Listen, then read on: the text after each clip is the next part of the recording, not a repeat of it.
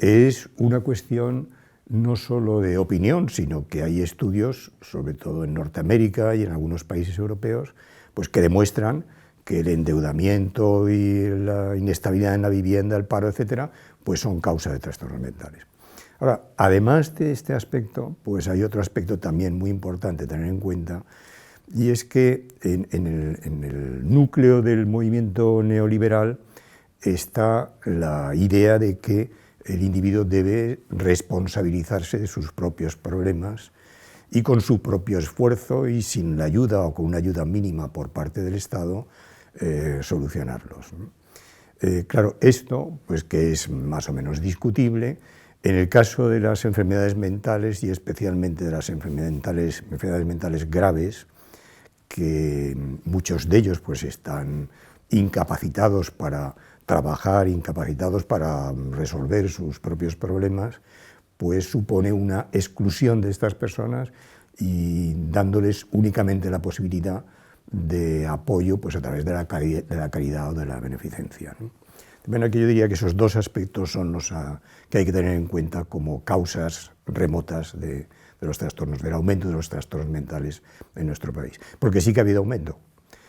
No sé si ha habido un aumento real en la población del número, pero sí que desde luego está demostrado con un estudio que ha habido un aumento de las demandas de atención en los médicos de familia por motivos de trastorno mental. De manera que entre los médicos de familia sí que se ha visto un incremento notable.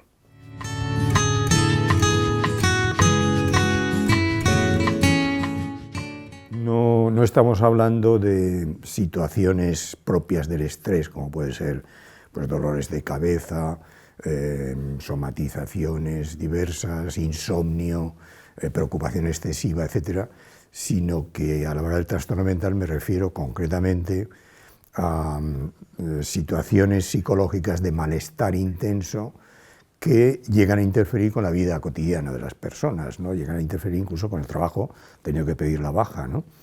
Y que además el individuo no puede resolverlas por sí mismo, necesita ayuda profesional y a veces muy prolongada, de tipo psicológico, de tipo médico, que puede durar meses, incluso años, ¿no? De manera que me refiero a este tipo de patología, en fin, de cierta intensidad, ¿no? Bueno, pues visto así, este estudio que mencionaba antes, pues muestra que algunas patologías, como por ejemplo la depresión mayor, que es una patología bastante grave, ha aumentado el doble o casi el doble en su demanda en los médicos, en los centros de salud.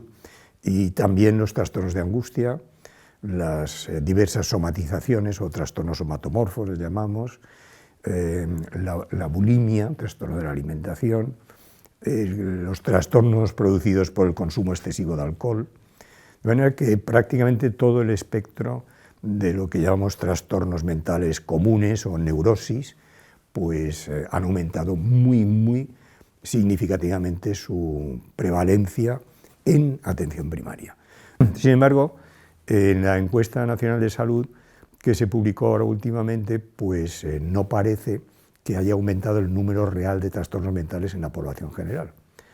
Lo cual quiere decir que el impacto de la crisis no ha sido en producir nuevos trastornos, sino que el impacto ha sido en agravar los ya existentes y ha hecho que gente que antes no acudía al médico aún estando mal, pues acabe acudiendo.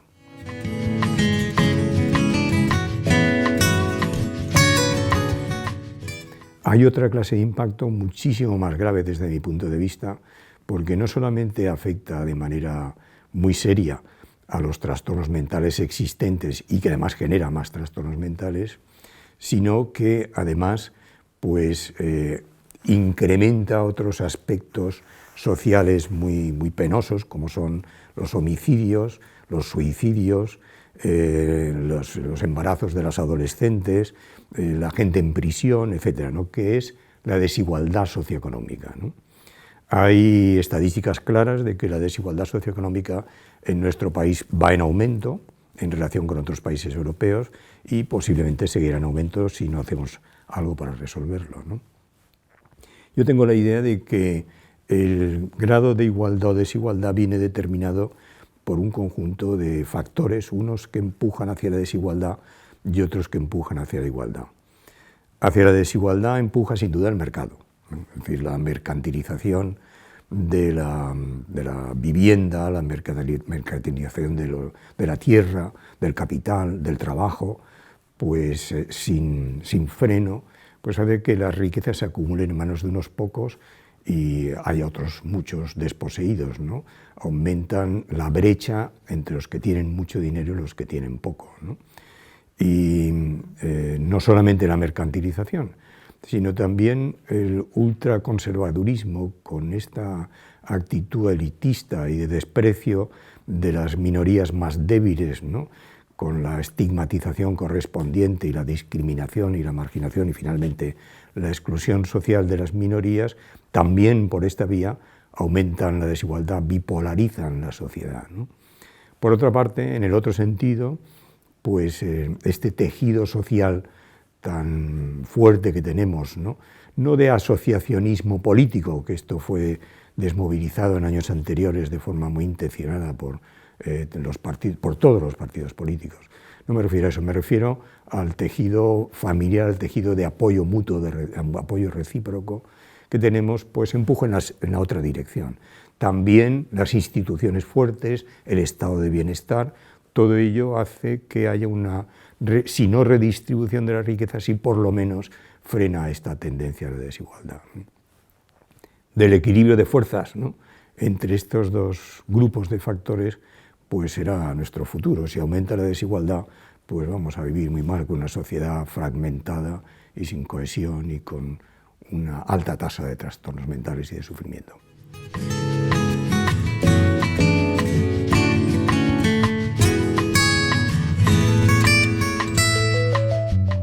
Las estadísticas oficiales en España, concretamente las del Instituto Nacional de Estadística, indican que no ha habido cambios a lo largo de estos años. Incluso si habría que describir alguna tendencia, sería una tendencia a la baja, pero no es significativa, de manera que podemos concluir que no ha habido cambios.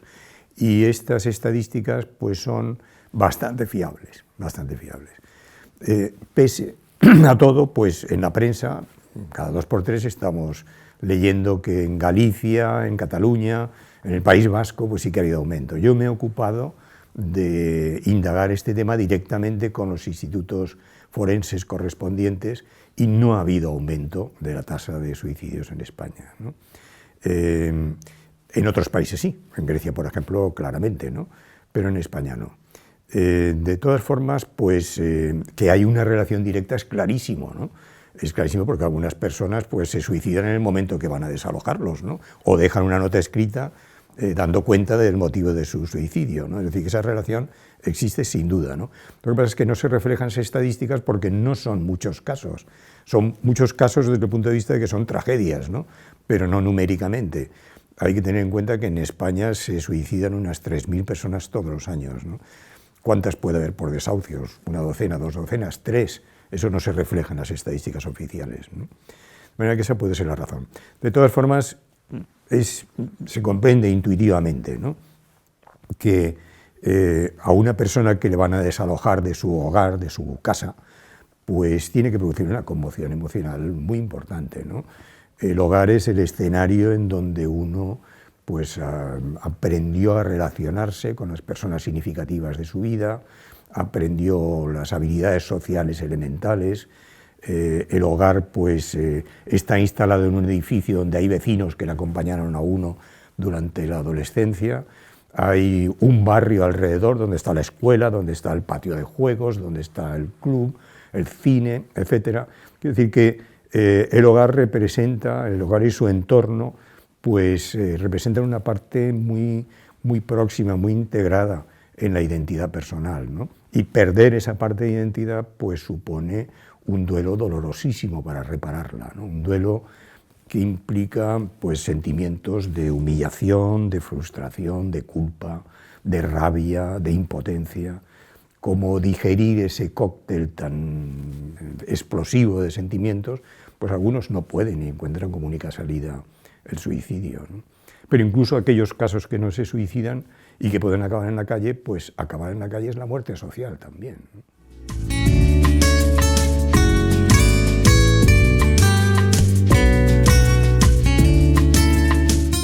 El sistema de atención a los trastornos mentales en España es un sistema bastante bien organizado y dotado de profesionales muy competentes, pero está infradotado de recursos humanos, infradotado de recursos materiales, ¿no? De manera que la capacidad de este sistema para responder a la demanda de trastornos mentales siempre ha sido insuficiente, incluso para los trastornos mentales graves, o incluso más para los trastornos mentales graves, ¿no? De manera que ahora que ha aumentado la demanda y que sin duda seguirá aumentando en un futuro, porque vamos a tener un impacto diferido de la crisis, pues el sistema va a ser absolutamente incapaz, insuficiente, más que insuficiente para abordar estos problemas, ¿no? De forma que no solamente tal como está será incapaz de abordar estos problemas, sino que además está siendo sometido a recortes y a ser zarandeado desde distintos ángulos, con lo cual su capacidad va a ser todavía menor para responder satisfactoriamente a las demandas de la población.